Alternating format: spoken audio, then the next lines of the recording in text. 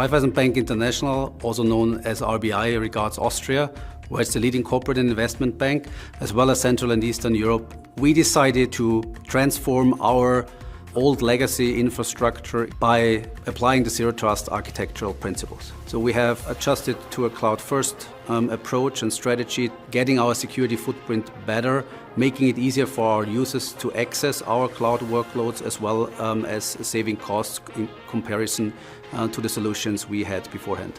We are using Zero Trust architecture from Zscaler CIA for secure internet access to facilitate working from home or working from anywhere for that matter. When we implemented Zero Trust, this quite massively changed the way that we connect to our infrastructure, because before we were using just a normal VPN connection, and now they just turn on their computer, are connected, can access all the applications without needing to think about opening the VPN, clicking connect, authenticating or anything like that. A big benefit for us was that now we actually know what we have in terms of applications.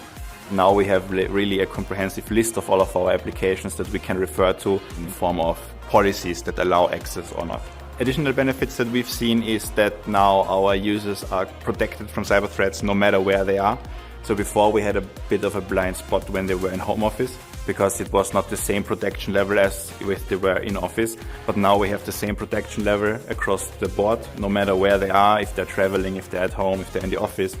After implementing private service edges, we saw a huge improvement in latency and also in performance of applications that we had problems with before. We then also got on to implement publicly available public service edges, so we could also have this benefit from home. Partnering with Zscaler brought us better security, less costs, and a better user experience by applying our Zero Trust principles.